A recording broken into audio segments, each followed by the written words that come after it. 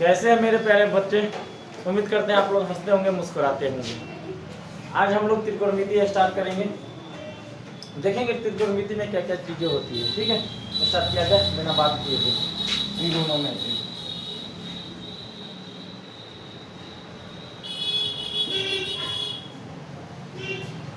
त्रिकोणमिति start करने से कुछ बेसिक है, उसको बेसिक कंसेप्ट समझेंगे कि बेसिक में क्या सब दिया जाता है। ठीक है, सबसे पहले आप लोग पढ़े होंगे समकोण त्रिभुज, राइट एंगल ट्रायंगल। ठीक है, इस तरह का जिसका मान 90 डिग्री हो उसे हम लोग क्या बोलते हैं? राइट एंगल समकोण त्रिभुज। वही ना, ए बी सी। यदि मान लो ए मेरा 90 डिग्री है ठीक है, इसको हम लोग क्या बोलते हैं? हाइपोटेनियस। इसको हिंदी में बोलेंगे तो हाइपोटेनियस को हम लोग हिंदी में क्या बोलते हैं? कर्ण। कर्ण के जस्ट अपोजिट वाले साइड को हम लोग बोलेंगे परपेंडिकुलर। परपेंडिकुलर को हम लोग हिंदी में क्या बोलते हैं? लंब। परपेंडिकुलर को हम लोग हिंदी में क्या बोलते हैं? लंब। हाइपोटेनियस के जस्ट अपोजिट वाले साइड को हम लोग क्या बोलेंगे? लंब। और नीचे वाले को हम लोग क्या बोलते हैं? कर्ण, आधार। इसको हम लोग इंग्लिश में क्या बोलेंगे? बेस। ठीक है, अब एक चीज समझो, हमें पता है कि त्रिभुज के तीनों कोणों का योग कितना होता है? 180। तो ए यदि 90 डिग्री दे रखा है तो इन दोनों का योग हमारा 90 डिग्री होगा कि नहीं होगा? लेकिन किसका मान 90 डिग्री हुआ इन दोनों में? ये 45 है कि ये 45 है, या ये 30 है तो ये 15, या इन दोनों का जोड़ हमारा कितने के बराबर डिग्री होना चाहिए? 90 डिग्री के बराबर होना चाहिए। तो यदि हमको ये 90 डिग्री है तो ये हम यदि थीटा मान लेंगे तो इसको हम लोग क्या मान लेंगे? 90 माइनस थीटा मान लेंगे कि नहीं? ठीक है, अब बात करते हैं आगे। कर्ण किसे कहते हैं? सपोज आपको पूछेगा कर्ण क्या है, हाइपोटेनियस क्या है, याद रखना 90 डिग्री के सामने वाले कोण को हम लोग क्या बोलेंगे? कर्ण। देखेंगे 90 डिग्री के सामने वाले भुजा को कर्ण कहते हैं। क्या बोले? 90 डिग्री के सामने वाले भुजा को हम लोग क्या बोलेंगे?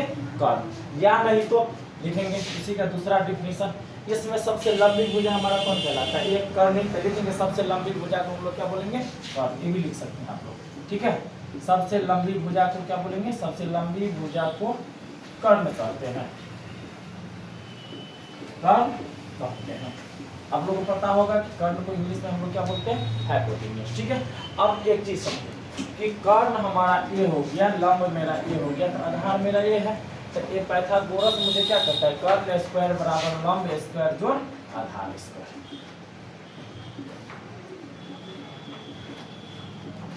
क्या बोले? कर्ण स्क्वायर बराबर लंब स्क्वायर जोड़ आधार स्क्वायर। कर्ण मुझे कौन सा है? ए और सी के बीच की दूरी को हम लोग क्या बोलते हैं? कर्ण। ए और बी के बीच की दूरी को हम लोग क्या बोलेंगे? लंब। अब बाकी जो बचा हुआ इसको हम लोग क्या बोलते हैं? आधार। तो इस प्रकार हम लोग यहाँ पे ए और सी का होल स्क्वायर लिख सकते हैं, क्योंकि ए सी मेरा क्या दे रखा है? कर्ण दे रखा है, तो ए सी का होल स्क्वायर बराबर लंब मुझे कितना दे रखा है? ए बी, तो ए बी का होल स्क्वायर। उसके बाद क्या हो गया? आधार। आधार मुझे कितना दे रखा है? बी सी, तो बी सी का होल स्क्वायर। कोई तकलीफ मेरे प्यारे बच्चे यहाँ तक? ठीक है, बस दोनों का सेम फार्मूला है। ठीक है, अब एक चीज समझेंगे, हाइपोटेनियस को किससे हम लोग डिनोट करेंगे? तो एच से डिनोट करेंगे। किससे डिनोट करेंगे? तो एच से। ठीक है, और परपेंडिकुलर यानी लंब को हम लोग किससे डिनोट करेंगे? तो पी से। किससे डिनोट करेंगे? पी से। और आधार को हम लोग किससे डिनोट करेंगे? बी से। समझ में आ रहा है? कोई दिक्कत इसमें? तो इस प्रकार हम लोग ए सी को एच का होल स्क्वायर लिख सकते हैं। एच का स्क्वायर, ए बी मुझे कितना दे रखा है? पी, पी का होल स्क्वायर और जोड़ बी का स्क्वायर। इस प्रकार हम लोग बोल सकते हैं एच स्क्वायर बराबर पी स्क्वायर जोड़ बी स्क्वायर। समझ में आया? ठीक है, आगे बात करते हैं। अब एक चीज समझो, कर्ण स्क्वायर बराबर लंब स्क्वायर जोड़ आधार स्क्वायर। यही है ना? देखिए कर्ण स्क्वायर बराबर लंब स्क्वायर जोड़ आधार स्क्वायर। ठीक है, यदि हमें कोई पूछेगा कि सर जी लंब स्क्वायर बराबर फॉर्मूला क्या होता है, हम लोग क्या जवाब देंगे?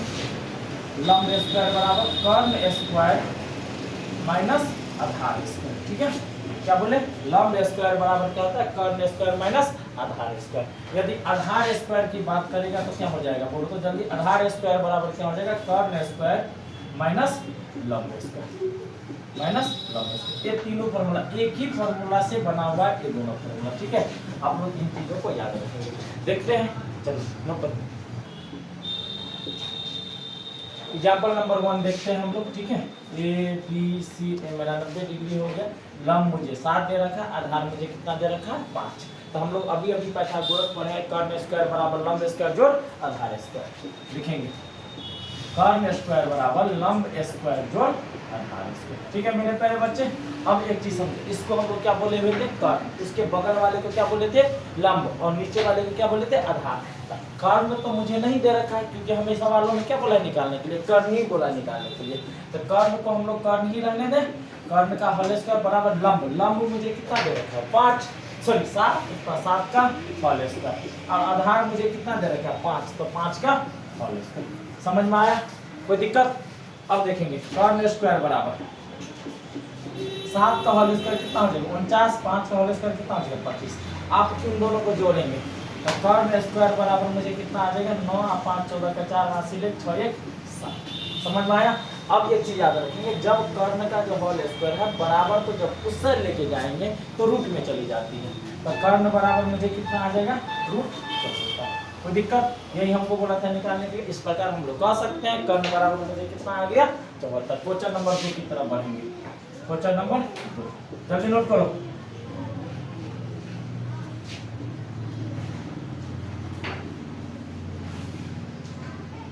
क्वेश्चन नंबर 2 जल्दी नोट करो। ये 8 हो गया, यानी इसमें इन सवालों में क्वेश्चन नंबर 2 में मुझे दे दिया है कि कर्ण बराबर मुझे कितना होता है, 8, लंब बराबर मुझे कितना रखा है, 3, और आधार निकालना है। तो अभी हम तुम लोग को बोले थे आधार स्क्वायर बराबर फॉर्मूला क्या होता है, जल्दी बोलो तो।